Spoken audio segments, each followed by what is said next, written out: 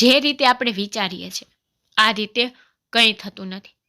ક્યારેક સંજોગો અને લોકો અચાનક આપણી વિચારસરણી અને અપેક્ષાઓથી સાવ અલગ થઈ જાય છે, જેના કારણે આપણને વિચારવાનો સમય નથી મળતો અને વસ્તુઓ સાવ અલગ થઈ જાય છે અને લોકો જેવા હોય છે તેવા દેખાતા નથી. અને મારી સાથે પણ કંઈક આવું જ થયું હતું. હું મારી કાકી સાથે રહેતો હતો.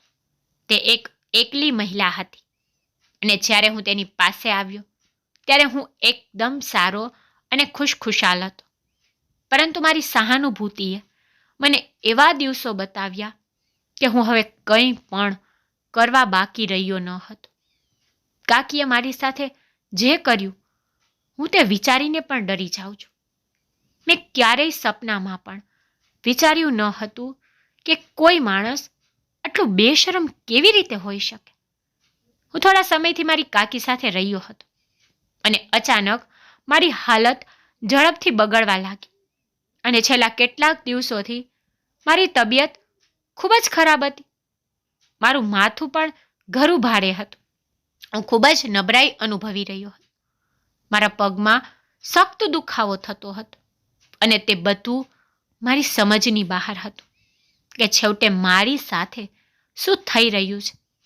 હું ઘાયલ પણ ન હતો. મને બસ એટલી જ ખબર હતી કે હું જ્યારથી મારી કાકી સાથે રહેવા આવ્યો છું ત્યારથી મને પગમાં દુખાવો થવા લાગ્યો. મેં હિંમત ભેગી કરી અને બહાર આંગણામાં આવ્યો. કાકી ઘરની સફાઈ કરતા હતા. મને જોઈને તે હસી અને મારી નજીક આવી અને મારા કપાળ પર ચુંબન કર્યું અને કહ્યું, ઉઠી ગયો મારો રાજકુમાર. અને બાજુમાં પડેલા સોફા તરફ ઈશારો કરીને કહ્યું, અહીં બેસ, હું તારા માટે નાસ્તો લાવું છું. કાકીનું વર્તન બિલકુલ મારી મા જેવું હતું. તે મને મારી માતાની જેમ પ્રેમ કરતી હતી. હું તેની વિનંતી પર સોફા પર બેઠો અને કાકી નાસ્તો તૈયાર કરવા ગયા. તેમને હસતા જોઈ હું પણ રાહત અનુભવી રહ્યો અને ભગવાનનો આભાર માન્યો કે મારી કાકી તેમના જીવનમાં પાછી આવી રહી હતી અને હસવાનું બોલવાનું પણ શરૂ કરી દીધું હતું. અને આ બધું મારી માતાના બલિદાનને કારણે થયું હતું. તે મારા આવ્યા પહેલાં જેવી હતી તેવી થઈ ગઈ હતી. નહીં તો થોડા સમય પહેલાં થયેલા અકસ્માતે તેના ચહેરા પરથી હાસ્ય છીનવી લીધું હતું. કાકીના યુવાન પુત્રના મૃત્યુએ તેને હૃદય સુધી હચમચાવી દીધી હતી. કાકીના પુત્રના અચાનક થયેલા અવસાને કાકીને પાગલ કરી દીધી હતી. મારો કાકાનો દીકરો થોડા મહિના પહેલાં આ દુનિયા છોડી ગયો હતો. ન તો તેને કોઈ રોગ હતો કે ન કોઈ સમસ્યા હતી, પણ સ્પષ્ટ છે કે મૃત્યુ માટે કોઈ સમય નક્કી નથી. જ્યારે સમય આવે છે ત્યારે તે વ્યક્તિ ભગવાન પાસે ચાલ્યો જાય છે. પરંતુ આપણે મનુષ્યોમાં એટલી ધીરજ નથી. આપણે ધીરજ રાખી શકતા નથી અને જે વ્યક્તિ જતી રહે છે તેની પાછળ રડી રડીને ધીરજ ખોઈ બેસીએ છીએ. આપણે તે સમજી શકતા નથી કે ઈશ્વરે જે આપ્યું છે તે તેઓ છીનવી પણ શકે છે. વ્યક્તિ ગમે તેટલો શક્તિશાળી હોય તેણે ભગવાન પાસે પાછા જવું જ પડે છે. મારી કાકી પણ તેના પુત્રના મૃત્યુના દુઃખથી પાગલ થઈ ગઈ હતી અને તેના પુત્ર માટે ખૂબ રડતી રહેતી. તે મારી કાકીનો એકમાત્ર પુત્ર હતો અને કાકી તેના પુત્ર માટે પોતાનું જીવ આપવા તૈયાર હતી. કાકીનું જીવન તેના પુત્રથી શરૂ થતું અને પુત્ર સાથે જ સમાપ્ત થતું. મારા કાકા ઘણા સમય પહેલાં મૃત્યુ પામ્યા હતા. મારા કાકા પાછળ અઢળક સંપત્તિ છોડી ગયા હતા. તેથી મારી કાકીને કોઈ કમી ન હતી. તેને એક જ પુત્ર હતો અને તેણે તેને દિલથી ઉછેર્યો. હવે તેનો દીકરો જ તેના જીવનનો એકમાત્ર સહારો હતો. તેની એક પણ ઈચ્છા એવી ન હતી જે કાકીએ પૂરી ન કરી હોય. કાકીનો દીકરો એટલે કે મારો ભાઈ ખૂબ જ આરામદાયક જીવન જીવતો હોવા છતાં મારા ભાઈની અંદર અભિમાન નામનો કોઈ શબ્દ ન હતો. તે મૈત્રીપૂર્ણ છોકરો હતો. તેમણે ક્યારેય તેના અમીર હોવાનો લાભ લીધો ન હતો અને સત્ય એ છે કે તેમના મૃત્યુથી અમને પણ આઘાત લાગ્યો હતો. તે એવા લોકોમાંથી હતો જેઓ જ્યારે મૃત્યુ પામે છે ત્યારે દરેકના હોઠ પર માત્ર અફસોસ અને વખાણ હોય છે. એવું ન હતું કે તેના મૃત્યુ પછી જ તેને મહત્વ મળ્યું, પરંતુ ત્યારે તે જીવતો હતો ત્યારે તેના સમગ્ર પરિવાર અને મિત્રોએ તેને બહુ માન આપ્યું હતું, જેના પર કાકીનું માથું ગર્વથી ઊંચું થઈ જતું. તે ગર્વથી માથું ઊંચું કરીને કહેતી કે પુત્ર કોનો છે. અને જ્યારે તે મૃત્યુ પામ્યો ત્યારે બધાને ખૂબ જ દુઃખ થયું અને કાકીની આ પાગલો જેવી હરકતોમાં સહન ન કરી શકી અને તેણે મને કાકીને સોંપી દીધું, જેથી કાકીનું હૃદય પીગળી જશે અને ફરી સ્વસ્થ થઈ જશે. કાકી પણ શરૂઆતમાં મારી સામે તાકી રહેતી. મને લાગતું કે જાણે તે મુશ્કેલીથી જ મને સહન કરી રહી છે, પણ આખો સમય મને સામે જોઈને તે ધીમે ધીમે બરાબર થવા લાગી. હવે તે મારી ખૂબ કાળજી લેવા લાગી. તેને મને તેના પુત્રનો સામાન અને રૂમ પણ આપ્યો અને તે પોતે પણ મારી પાસે સૂવા લાગી. હું સમજી શકતો હતો કે તે તેના પુત્ર ખોયા પછી વધુ ડરી રહી છે, તેથી તે મારી સાથે સૂવે છે અને રાત્રે મને રૂમમાં એકલી છોડતી નથી. હું પણ કાકીની દયાથી ખુશ હતો અને તેમને મારા રૂમમાં સૂવા દેતો હતો. મધ્યરાત્રિએ જ્યારે મેં મારી આંખ ખોલી ત્યારે મેં જોયું કે કાકી જાગી રહી હતી અને મને જાગતો જોઈને તે હસતી રહેતી. થોડા દિવસો આમ જ ધીમે ધીમે વીતી ગયા. મારી ઊંઘ હવે એટલી ઊંડી થઈ ગઈ હતી કે હું રાતનો સૂતો તો સવારે જાગતો હતો અને સવારે જ્યારે જાગું ત્યારે મારા પગ ખૂબ દુખવા લાગતા હતા. શરૂઆતમાં હું મારી સ્થિતિને મારી થકાવટ સમજતો હતો. આમ તો હું ભારે કામ કરતો ન હતો, ફક્ત બહાર મિત્રો સાથે થોડીવાર જતો અને હવે મેં તે પણ છોડી દીધું હતું અને આખો દિવસ ઘરે જ રહેતો હતો.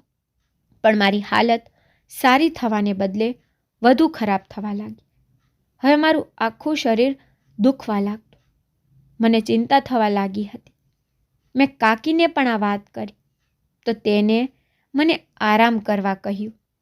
તેથી મજબૂરીએ મેં મારા પરિવારને કહ્યું તો તે લોકો મને ડૉક્ટર પાસે લઈ ગયા. ડૉક્ટરે મને તપાસ્યું ત્યારે ડૉક્ટરની ચીસ નીકળી ગઈ, કારણ કે મારી કાકી રોજ મારી સાથે. મારું નામ સુરજ છે. હું 18 વર્ષનો છું. મારો જન્મ એક સારા ખાતા પીતા પરિવારમાં થયો હતો. અમે 5 બહેનો અને ભાઈઓ હતા. મારા પિતાનો પોતાનો કાપડનો વ્યવસાય હતો, જેની આવકથી અમે સારી રીતે જીવી શકતા હતા. મારા પિતા 2 જ ભાઈઓ હતા. મારા કાકાની સરખામણીએ મારા પિતાનો ધંધો નાનો હતો અને અમે બહેનો અને ભાઈઓ પણ વધુ હતા, પરંતુ પિતાએ અમને ખૂબ જ સારી રીતે ખવડાવ્યું. જ્યારે મારા કાકાને એકમાત્ર પુત્ર હતો અને મારા કાકાના મૃત્યુના થોડા સમય પહેલાં જ તેનો જન્મ થયો હતો. કાકા માર્ગ અકસ્માતમાં મૃત્યુ પામ્યા હતા અને કાકાના મૃત્યુથી કાકી ખૂબ ભાંગી પડી હતી, પણ પોતાના પુત્રને જોઈએ તેનામાં જીવવાનો ઉત્સાહ જાગ્યો હતો. કાકીએ પોતાના પુત્રને ખૂબ પ્રેમથી ઉછેર્યો હતો. તો પણ બાળક હંમેશા બાપની કમી મહેસૂસ કરે છે, પણ કાકીએ પ્રયત્ન કર્યો હતો કે તેનો પુત્ર વધુ તેના પિતાને યાદ ન કરે. તેથી તે તેની બધી ઈચ્છાઓ પૂરી કરતી હતી. પણ અમારું જીવન અલગ હતું. અમારું ખાવા પીવાનું સારું હતું, પરંતુ શિક્ષણ ખર્ચ અને ઘરના અન્ય ખર્ચાઓને કારણે પિતાની કમાણીનો મોટો હિસ્સો તે ખર્ચમાં ચાલ્યો જતો હતો. મારી માતા પણ કેટલાક પૈસા બચાવતી હતી, જેથી તે તેના બાળકોના લગ્ન સમયે બીજા લોકો સામે હાથ ફેલાવવાની જરૂર ન પડે. તેથી અમે બહેનો અને ભાઈઓ અમારી ઈચ્છાઓ દબાવી દેતા હતા. પરંતુ અમારા કાકાના દીકરાની વાત અલગ હતી. કાકી તેની તમામ મિલકત તેના પુત્ર પર છોડી દીધી હતી. કાકી અને મારી માતા ખૂબ સારા મિત્રો હતા. સૌથી મહત્વની બાબત મારી માતાની મૈત્રીપૂર્ણ અને સહાનુભૂતિના કારણે હતી. નહીં તો કાકી એક એવી વ્યક્તિ હતી જેણે પોતાની દુનિયા પસંદ હતી. તેમનું તમામ ધ્યાન અને પ્રેમ તેના પુત્ર માટે હતું. અમારી સાથે કોઈ લેવા દેવા ન હતી. અમારા કાકા જીવતા હતા ત્યારે કાકા અને અમે બધા સાથે રહેતા. પણ કાકાના અવસાન પછી કાકી તેના પુત્ર સાથે એક મોંઘા મકાન અને ખૂબ સારા વિસ્તારમાં રહેવા લાગી. પરંતુ અમારી વચ્ચે જે પ્રેમ સંબંધ હતો તે પણ તૂટ્યો ન હતો. અમે ઘણીવાર કાકીના ઘરે જતા અને મારી કાકીનો દીકરો અમારા ઘરે આવતો. તે ખૂબ જ સરસ અને સારી રીતભાતનો છોકરો હતો, જેણે તેના પિતાના મૃત્યુ પછી મારા પિતાને તેના પિતા તરીકે સ્વીકાર્યા. તે અમારી બધી સમસ્યાઓ મારા પિતાને પૂછતો અને તેમની બધી સમસ્યાઓ અમને જણાવતો. તે મારી માને પણ માનો દરજ્જો આપતો હતો અને તે અમને પણ તેના બહેનો અને ભાઈઓની જેમ જ માનતો હતો. એક દિવસ અચાનક વહેલી સવારે મને મારા ભાઈના મૃત્યુના સમાચાર મળ્યા. ત્યારે હું ચોંકી ગયો.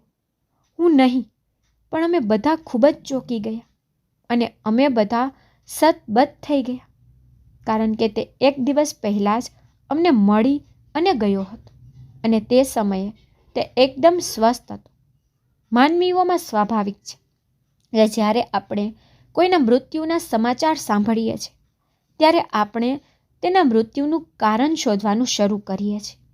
અમને લાગે છે કે જો તે સૂતી વખતે મૃત્યુ પામ્યો તો તેની પાછળ કોઈ કારણ હશે, પણ મૃત્યુ માટે કોઈ કારણની જરૂર નથી. અમે પણ અમારા ભાઈના મૃત્યુથી સતબત થઈ ગયા અને રડતા રડતા કાકીના ઘરે પહોંચ્યા. અમારો ભાઈ અમારી સામે જ એક બેજાન શરીર સાથે ગાઢ ઊંઘમાં સૂતો હતો અને આ દ્રશ્ય અમારા માટે એટલું દર્દનાક હતું કે અમારા દિલ તૂટી જવાના હતા. આવું પહેલી વાર બન્યું જ્યારે અમે દરવાજા પાસે ઊભા હતા અને અમારો ભાઈ અમને લેવા ન આવ્યો, પણ અમારે તેની પાસે જવું પડ્યું. કાકીની મજબૂત ચીસો આખા ઘરમાં ગૂંજતી હતી, જેના કારણે દરેકની આંખોમાં આંસુ હતા, કારણ કે તે અમારી કાકીનો એકમાત્ર સહારો હતો અને અમારું દુઃખ કરતાં તેનું દુઃખ ઘણું વધારે હતું. અમે બધા રડતા રડતા અમારી કાકી પાસે પહોંચ્યા અને અમારા ભાઈના મૃત્યુનું કારણ પૂછવા લાગ્યા. કાકીએ કહ્યું કે રાતે તો સારો હતો, ત્યારે મારી સાથે ખાવા પીવાનું પણ લીધું અને પછી કહ્યું કે મારી તબિયત સારી નથી, મારે આરામ કરવો છે. કાકીએ કહ્યું કે પછી મેં તેને આરામ કરવા તેના રૂમમાં મોકલી દીધો. પરંતુ જ્યારે હું સવારે તેને કોલેજ જવા માટે જગાડવા તેના રૂમમાં પહોંચી ત્યારે તેનું શરીર નિર્જીવ બની પડ્યું હતું. તેમના અચાનક અવસાનથી સૌને આઘાત લાગ્યો હતો. કાકી લગભગ પાગલ થઈ ગઈ હતી. તે જોશ જોશથી તેના પુત્રને બોલાવતી હતી. જ્યારે અમારા ભાઈનો મૃતદેહને અગ્નિ સંસ્કાર માટે લઈ જવામાં આવી રહ્યો હતો ત્યારે કાકી બેભાન થઈને ઢળી પડ્યા હતા. મારી માતા પણ ઘણી ઉદાસી સાથે કાકીને સંભાળતી હતી. આજુબાજુના લોકો કાકી માટે અફસોસ કરતા હતા કે તેના પતિનું અવસાન થઈ ચૂક્યું હોવાથી તે આટલી જમીન, મિલકત અને કાકાનો ચાલુ વ્યવસાય કોને સોંપશે? તેનો એકમાત્ર સહારો તો ચાલ્યો ગયો હતો. મારી માતાને એવા લોકો માટે ખૂબ જ અફસોસ થયો કે જેમનો યુવાન પુત્ર તેને છોડી ગયો હતો. તેને મિલકતનું શું કરવું હશે? સૌથી કિંમતી વસ્તુ એક બાળક છે. જ્યારે બાળક જ ન હોય ત્યારે તેના માટે સંપત્તિ અને સંપત્તિનો શું ઉપયોગ થાય? મા માટે તેની આખી દુનિયા તેનું બાળક હોય છે અને કાકીની દુનિયા લૂંટાઈ ગઈ હતી. લાંબા સમય પછી કાકી ભાનમાં આવ્યા, પરંતુ જ્યારે તેને હોશ આવ્યો અને તેની સામે તેનો પુત્ર ન હતો તો તે ઊંધી સીધી વાતો કરવા લાગી. ક્યારેક તે કહેતી કે તેના દીકરાને કોઈએ મારી નાખ્યો છે, તો ક્યારેક કહેતી તેનો દીકરો જીવિત છે અને પોતાના રૂમમાં સૂતો છે, તેને ઝડપથી ઉઠાડી લાવો, હું તેના માટે નાસ્તો બનાવું છું. અમે બધા જાણતા હતા કે તેમના યુવાન પુત્રના અચાનક મૃત્યુને કારણે તેમની હાલત આવી બની હતી એટલે બધાની આંખોમાં આંસુ વહી રહ્યા હતા. જ્યારે મારી માતાએ આ જોયું ત્યારે તે ચિંતિત થઈ ગઈ, કારણ કે અમે અમારી આખી જિંદગી અમારી કાકી સાથે રહી શકતા ન હતા અને કાકી તેના મોટા ઘરમાં એકલી કેવી રીતે રહી શકે અને અમારું પોતાનું ઘર હોવાથી અમારે અમારા ઘરે જવાનું હતું. મમ્મીએ કાકીને તેની સાથે આવવા કહ્યું તો કાકીએ કહ્યું કે હું આ ઘરમાં રહેવા માંગુ છું, કારણ કે મારો પુત્ર ગમે ત્યારે અહીં આવી શકે છે. કાકી પાસેથી આવી વાતો સાંભળીને તેમના એકલા છોડીને જવાનું મન ન થયું અને નક્કી એ થયું કે અમારામાંથી કોઈએ કાકી સાથે રહેવું જોઈએ, જેથી તે એકલી ન રહી શકે. મારી બહેનોને એકલી છોડી ન શકાય. મોટો ભાઈ કાકી સાથે રહેવા તૈયાર ન હતો, જેથી પરિવારના સભ્યો મને મારી કાકી પાસે છોડીને ગયા હતા અને મને સમજાવીને ચાલ્યા ગયા હતા. શરૂઆતમાં કાકીનું વર્તન એવું જ હતું. ક્યારેક તે ચીસો પાડવા લાગતી તો ક્યારેક તે ગણગણાટ કરવા લાગતી. જો હું સામે હોઉં તો મારી સામે એમ જોતી જાણે મને મારી નાખશે. મારું તેની સામે રહેવું તેને જરા પણ પસંદ ન હતું. હું કાકીના જોવાથી ડરતો હતો, પરંતુ પછી પોતાને સમજાવતો હતો કે કાકી આ સમયે ખૂબ દુઃખી છે, તેમને કોઈની જરૂર છે. જો હું પણ ડરી ગયો અને પાછળ હટી ગયો અને તેમને એકલા છોડી દીધા તો કાકીનું શું થશે? કોના સહારા પર તે ટકી રહેશે? આ વિચારીને હું ધીરજ રાખતો. હું ઈચ્છતો હતો કે કાકી કોઈક રીતે સામાન્ય બની જાય. જ્યારે તેમની તબિયત સારી થશે ત્યારે હું મારા ઘરે જઈશ. તેથી જ હું કાકી સાથે વાત કરતો અને તેમને દરેક રીતે સમજાવવાનો પ્રયત્ન કરતો રહ્યો અને કાકી પણ હવે બદલાવા લાગ્યા. તે ખાઈ જવાવાળી નજરથી મારી સામે જોતા ન હતા.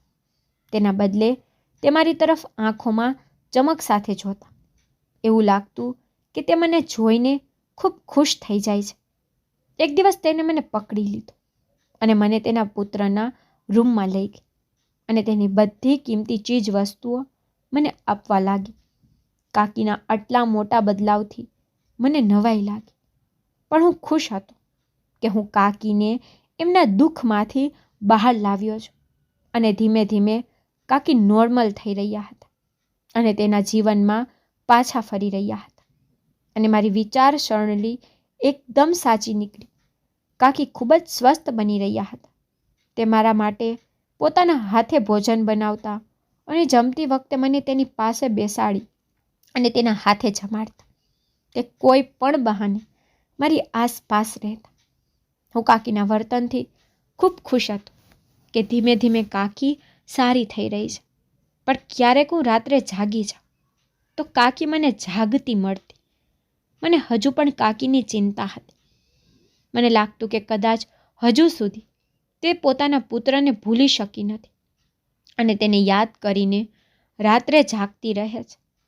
પણ કાકી મારા રૂમમાં મારી પાસે સૂતા હતા. દિવસો સાથે મારી ઊંઘ ઘણી ગાઢ થતી ગઈ. હું રાત્રે સૂતો તો સવારે જ જાગતો. મેં આના પર બહુ ધ્યાન ન આપ્યું, કારણ કે મને લાગ્યું કે કદાચ દિવસભરના થાકને લીધે હું રાત્રે ઊંડી ઊંઘ લઉં છું. પણ આટલો લાંબો સમય ઊંઘ્યા પછી પણ મારી તબિયત અચાનક બગડવા લાગી. સવારે ઉઠ્યા પછી મારા પગ નિર્જીવ લાગતા હતા. હું તેને મારો થાક માનતો હતો અને મારી સ્થિતિ પર ધ્યાન આપતો ન હતો. પણ હવે ધીમે ધીમે મારા ચહેરા પરની ચમક પણ ગાયબ થવા લાગી. આંખો નીચે ડાર્ક સર્કલ દેખાવા લાગ્યા હતા. શરીર દિવસે ને દિવસે નબળું પડતું જતું. મારી કાકી મને સારું ખાવાનું આપતા હતા. તે મને સૂતા પહેલાં એક ગ્લાસ દૂધ પણ આપતા. સવારે દૂધ, બ્રેડ, બટર, ખબર નહીં નાસ્તાના ટેબલ પર શું શું હોતું. સાચું કહું તો મારી જિંદગી મારા કરતાં મારી કાકીના ઘરે સારી હતી. પરંતુ તેમ છતાં હું કમજોર બની રહ્યો હતો અને હું આ જરા પણ સમજી શકતો ન હતો. ને મારી સમસ્યા મારી કાકીને કહી કે મને કંઈક અજીબ લાગે છે અને મને કમજોરી પણ લાગે છે. મારી વાત પર કાકીએ મારી સામે જોયું અને નામાં માથું હલાવ્યું અને કહ્યું કે એવું કંઈ નથી.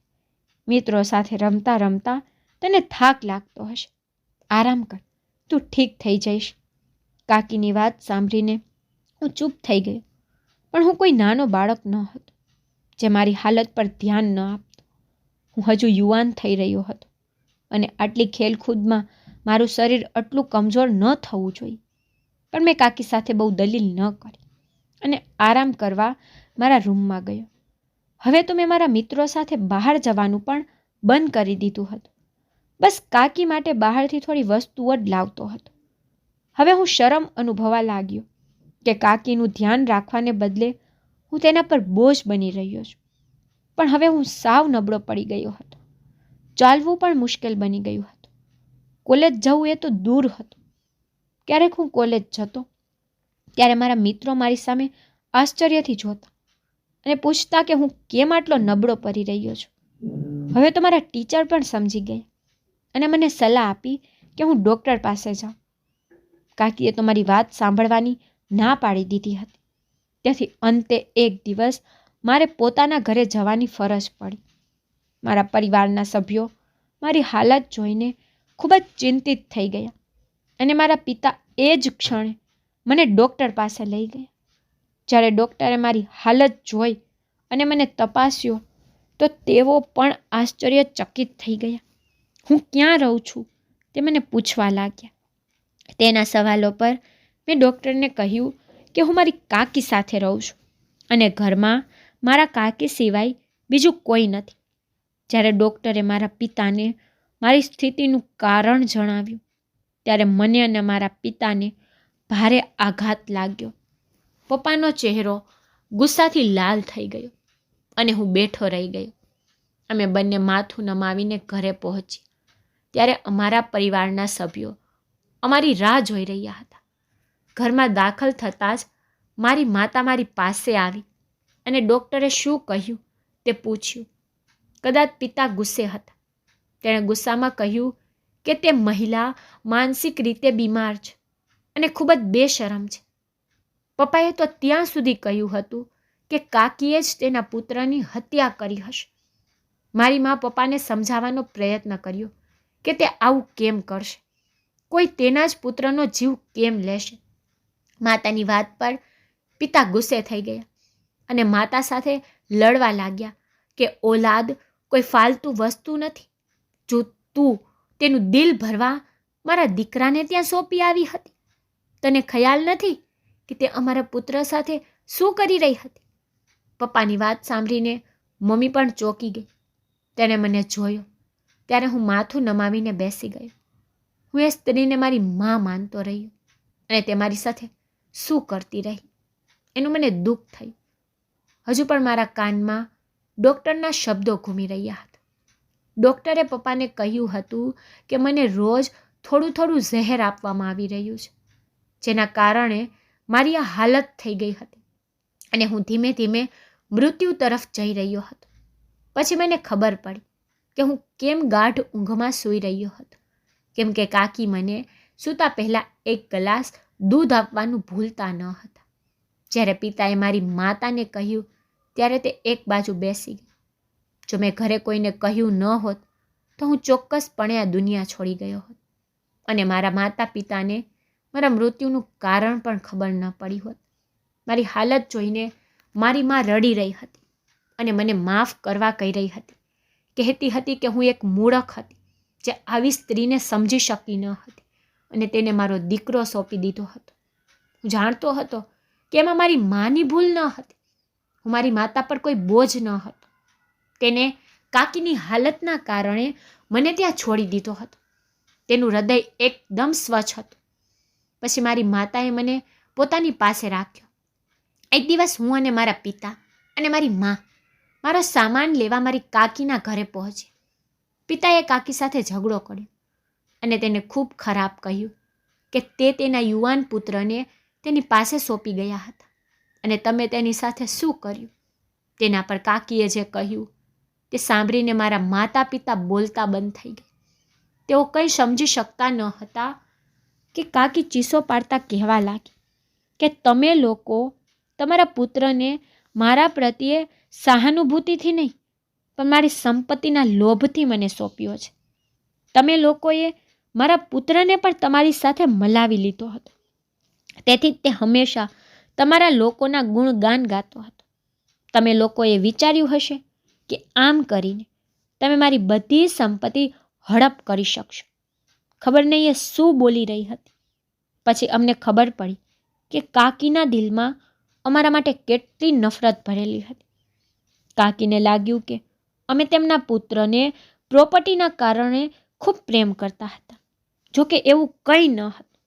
પછી મારી કાકીએ મારી માતાને ચીસો પાડી અને કહ્યું કે મારા પુત્ર પર તમે લોકોએ નક્કી કંઈક કરતા હતા, કારણ કે તું તારી બહેનની દીકરીના લગ્ન મારા પુત્ર સાથે કરાવવા માંગતી હતી, જેથી તું મારા પુત્ર અને મારી બધી સંપત્તિ મારી પાસેથી છીનવી શકે. તે દિવસે મારો દીકરો મારી પાસે આવ્યો અને કહેવા લાગ્યો કે તે મોટી મમ્મીની બહેનની દીકરી સાથે લગ્ન કરવા માંગે છે, કારણ કે તે તેને પસંદ કરતો હતો. અને હું તરત જ સમજી ગઈ કે તમે લોકોએ તેને આ બધું શીખડાવ્યું છે. તેથી મેં તરત ના પાડી દીધી. મેં મારા પુત્રની બધી ઈચ્છાઓ પૂરી કરી હતી, પરંતુ તેની આ ઈચ્છા હું પૂરી કરી શકતી ન હતી. મારો પુત્ર મને ખૂબ ઇજ્જત આપતો હતો. તે મારી બધી વાતો સાંભળતો હતો, અને જ્યારે મેં તેને લગ્ન કરવાની ના પાડી તો તેણે મારી વાત સાંભળી પણ તે સાવ ચૂપ થઈ ગઈ અને તેના રૂમમાં ચાલ્યો ગયો. પરંતુ સવારે તેના રૂમમાંથી તેનો નિર્જીવ મૃતદેહ મળી આવ્યો હતો. મારા પુત્રનું આ મૃત્યુ અકસ્માત ન હતું, પરંતુ હું માનું છું કે તમે લોકોએ મારા પુત્ર સાથે કંઈક ખોટું કર્યું છે. અમે કાકીના ખરાબ વિચાર પર હેરાન રહી ગયા હતા. જ્યારે મારી માતાએ મને મારી કાકીને સોંપી દીધો કે આજથી આ તમારો દીકરો છે, ત્યારે કાકીને વધુ ખાતરી થઈ ગઈ કે અમે ખરેખર દોલત માટે અમે આ અમારા પુત્રને તેના ઘરે આપી રહ્યા છીએ. પહેલાં તો તે ઠીક હતી, પણ પછી તેને વિચાર્યું કે જો અમે તેમના પુત્રને છીનવી શકીએ તો તે પણ અમારા પરિવારનો યુવાન પુત્ર છીનવી શકે છે, અને આ કારણોસર તેઓએ મારી સાથે ખરાબ કર્યું.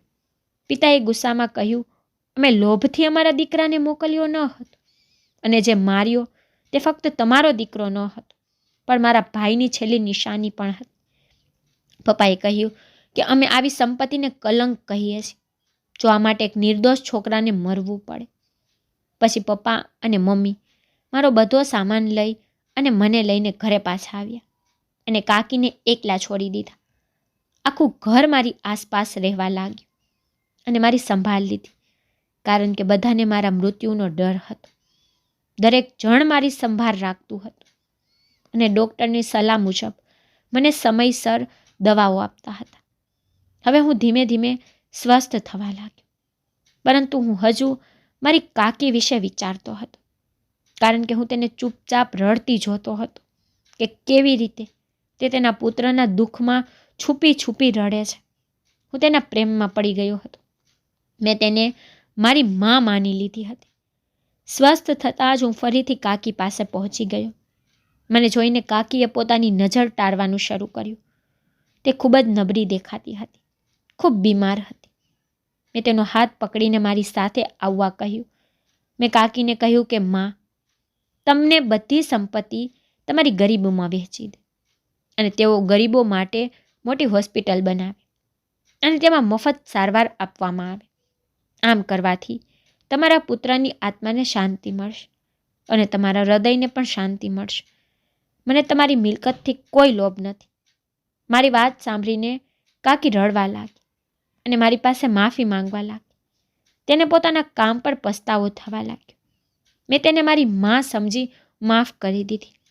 તેને મને તેની મિલકતમાંથી અડધો ભાગ આપવા કહ્યું, પરંતુ મેં ના પાડી.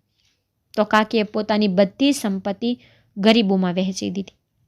તેના દીકરાના નામ પર હોસ્પિટલ બનાવવામાં આવ્યું અને ગરીબોને ત્યાં મફત સારવાર મળવા લાગી. કાકી અત્યારે અમારી સાથે રહે છે અને તેમના ચહેરા પર એક સાચી ખુશી દેખાય છે, જે મારા હૃદયને આનંદ આપે છે.